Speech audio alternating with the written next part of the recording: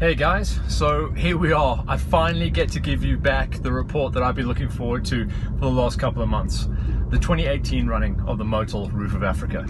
Now, coming into this event, there was quite a few question marks, like what was it going to look like? Talk of using a mixture between some of the old school and new school. Very good mixture between flatland and the passes, and some new passes and some passes that we haven't ridden in a couple of years as well. So it was going to be fun to see how the breakdown went, how the dynamic went, and of course the big story with no internationals. So we knew, and certainly here at Hollywood Hills we predicted a top 3 SA podium lockout, and potentially a top 10 actual SA podium lockout. That's certainly running in the gold categories anyway. Cast your mind back just around about maybe 2.5 weeks ago, when I actually predicted what I thought was going to be the top 3, and well, to cut a long story short, I got it right. I'm going to high five myself for this one. It was a very tricky one to call, and I've got to say, about halfway through the event I thought I may have got it wrong. The man coming into this event, the man on form, has been Wade Young. He really has been an unstoppable force in international hard and extreme enduros over the last 6 months of the 2018 running of the championships all around the globe. So I always had him down as the #1 pick.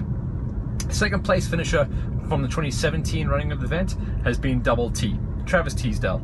He obviously came into this event in good form as well, but I did think that he was maybe running himself a little bit thin. He's done a lot of laps around the globe, as has Wade, but I thought he was going to be a little bit tired coming into this event. Second place is the best he's ever done on the event, and that was coming off the 2017 running of the Roof of Africa. And then third place, I put money on the fact that Flanny was going to be the best of the rest, just based on his national and international form coming out of the whole of 2017 and 2018. And then there was a ton of riders that were maybes.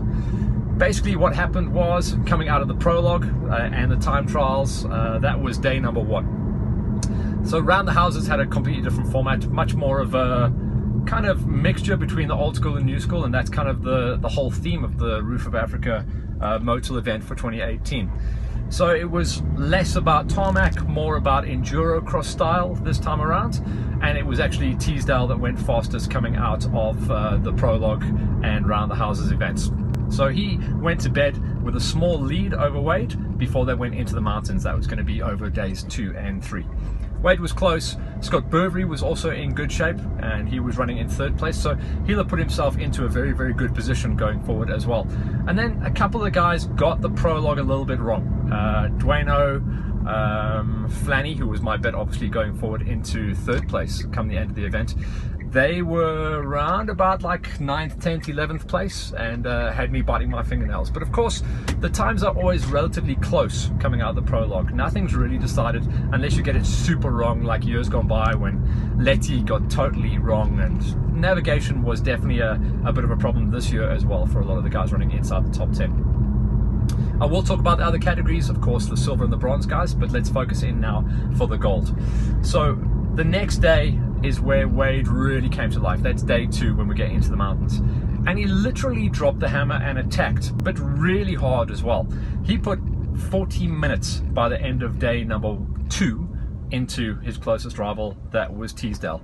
Teasdale was good enough for second place, but he had some major problems with his health on that day. He was getting ill the whole way through the day. Every time he tried to eat something and get nutrition and energy into his body that was starting to fade, he just couldn't keep it down.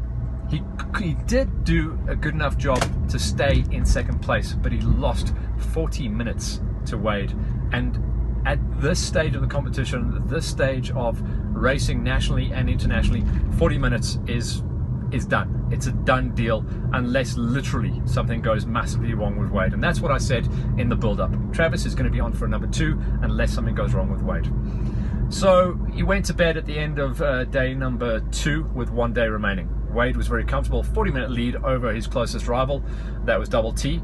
But the big story on day #2 was a little bit of kind of joining of forces. So Flanny came good, Dueno came good, and then one of the breakout stars of this year's Roof of Africa, as far as I'm concerned, he had a really good national domestic season, racing up against Blake Goodside the whole way through the year. Lloyd Kirk really in strong form, with Blake stepping off Yamaha and going across, obviously to focus in on the World Extreme Enduro Cross. He's on a Husqvarna now. There was a little bit of extra money, and the guys from Proudly Bidvest Yamaha picked up Lloyd Kirk for the roof, and possibly going forward as well, because he really was a breakout star. He was running inside the top 5, and he was part of that 3-way split between Dueno, Flanny and himself, and they shared navigational duties the whole way through day number 2. Really pulled back a lot of time on particularly Travis Teasdale. So going on to the final day, it looked like it was going to be a 4-way split for the second step on the podium, and that was going to be between Teasdale, Flanny, Dueno and Lloyd Kirk. There was quite a bit of a gap off the back wheel after that, and that was the group made up of I think it was Matty Green, who also ran an incredible roof this year. One of the veterans of Roof of Africa, and that's Altus de Vet. He was up there. Chase Osmond was also in the mix, so very good push. And again, we were definitely on for the top 10 SA podium lockout. So roll forward then onto the final day, and a very tentative start to the day. Overnight rains and starting in the lowlands once again, which is always the key feature of the final day of Roof of Africa. Certainly has been the last 10 years or so. The rivers were up, a little bit of a shady situation for Wade. In fact, he lost almost 20 minutes in the first hour and a half of the final day, which meant TT was really closing him down. Why he lost the time? A couple of river crossings, and you can see from some of the pictures we're posting up here on Hollywood Hills, he was up to his chest in water just to make sure that he was actually walking through, checking.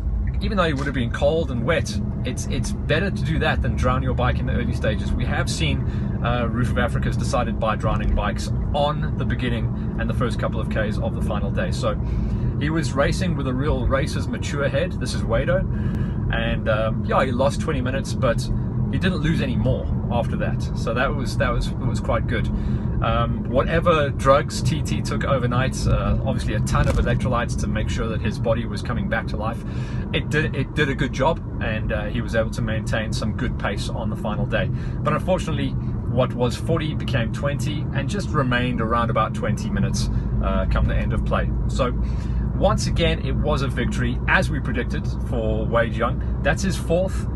And now he's starting to climb up into the upper echelons of like real legends of the Roof of Africa, even from back in the day.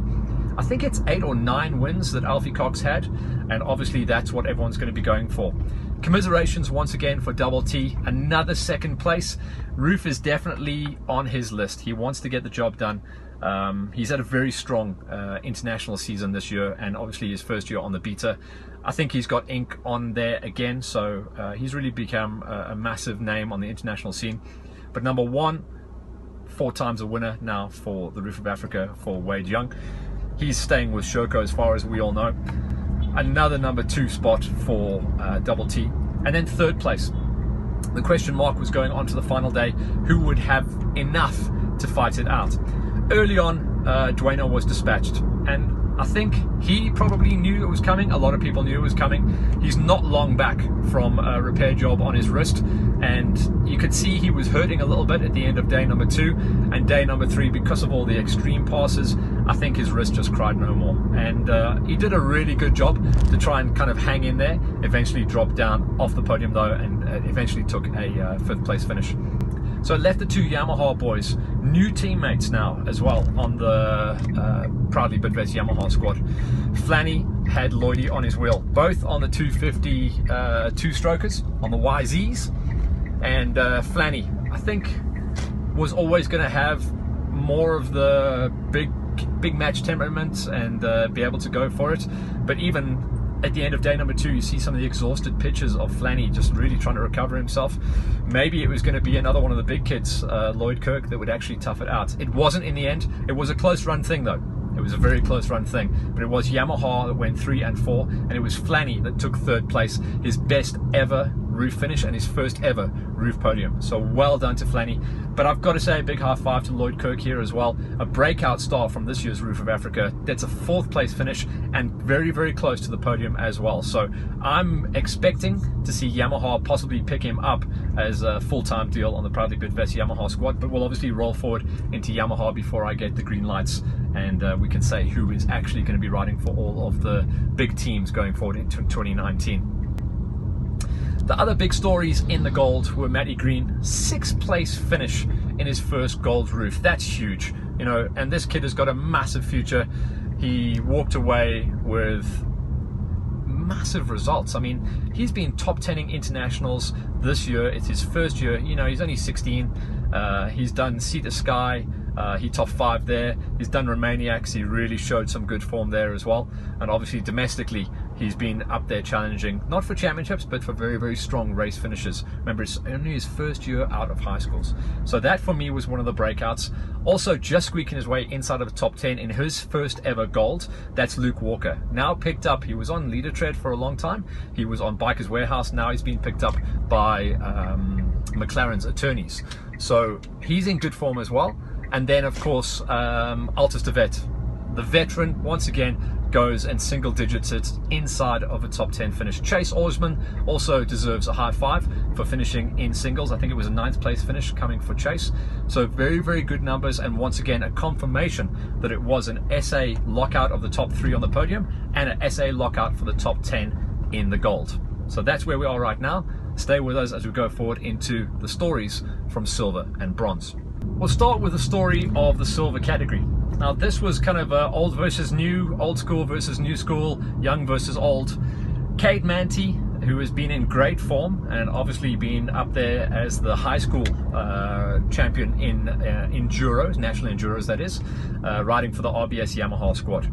He really has been a bit of a breakout rider, another one of those too tall kids that has come into play and is going to be a massive threat. Incredibly enough, this guy is like 6'3", 6'4", still a high school 125 rider for next year. So RBS Yamaha on the YZ 125.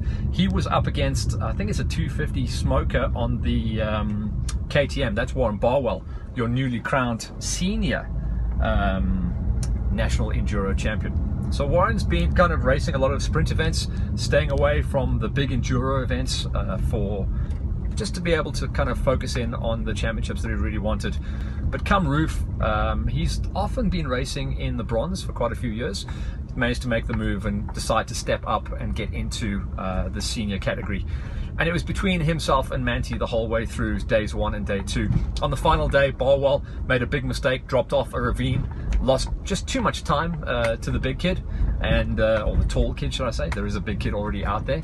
And unfortunately, it was going to have to be a number 2 finish for Barwell. But a great dice for us to watch the whole way through.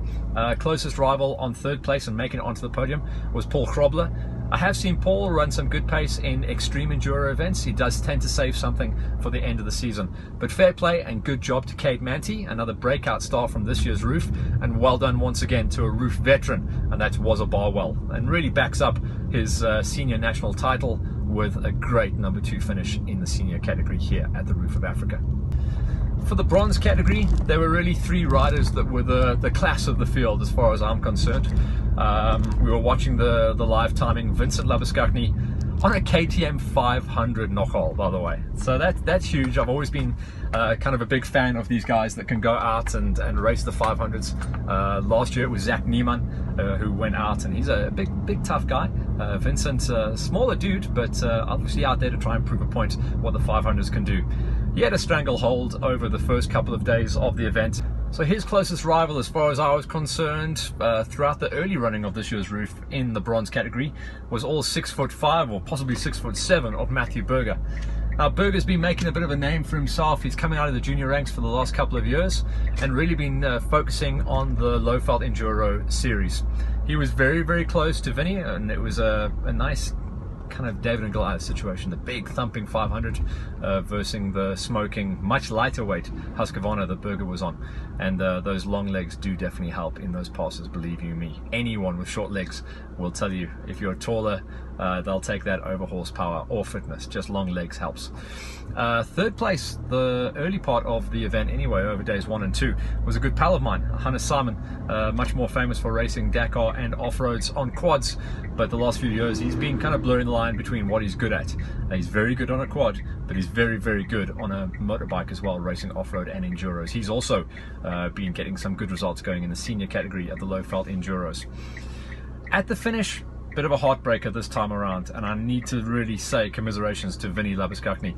Leading and doing a great job, but of course with leading comes responsibility. You've got to find the path and you've got to find the navigation. He missed out a loop close to the finish, and unfortunately, even though he crossed the line first, was disqualified from the bronze. And it's a real sad story, that as well, because he'd done everything right the whole way through the event, but rules, them is rules, and I'm sure he didn't try and do anything wrong. He just got the navigation wrong late on in the event, so that moves everyone up a notch. So Matty Berger, in his first ever attempt at the bronze Roof of Africa, takes away the gold, well, not gold medal, the first place finish, should I say, in bronze.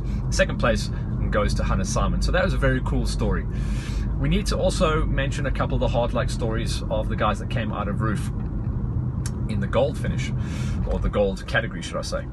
So the big kid, William Oosthuizen, who was definitely coming into this event in the form of his life, he ran Flanny a very close second place for the championship as far as the national enduros go, so he was also in good form. And unfortunately on day number 2, early on in the lowland sections, just showing how you can actually lose the event on the flatlands rather than just in the mountains.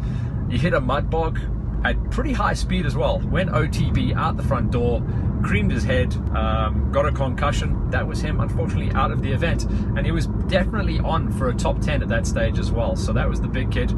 Also early on day number 2, Scott Burberry, after having a great run through round the houses and the prologue and ending the day in 3rd place, around about the first 2 hours of day number 2, getting sick as a dog, like real sick, even sicker than Travis Teasdale, and had to pull out the event. It was just fish paste, as they say. He was super grey and probably pretty sad to have to wrap things up. He's also a rider that obviously came back from injuries, but he had a slightly longer preparation period to get himself ready for the Roof when he was signed back to good health. So Scotty B, who has been on the podium a couple of times for Roof, unfortunately had to bow out of that one. But let's end on a good note.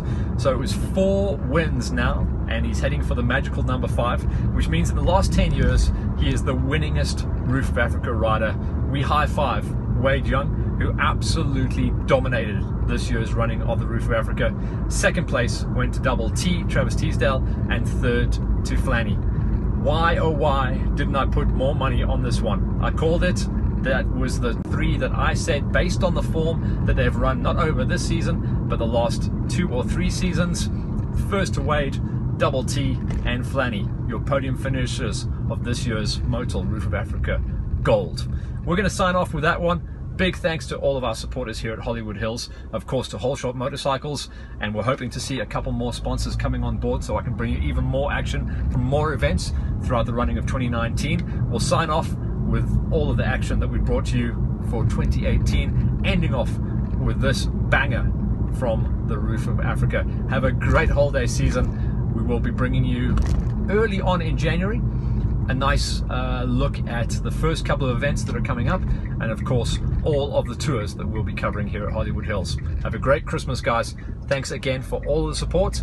Hollywood will be back in 2019. Cheers.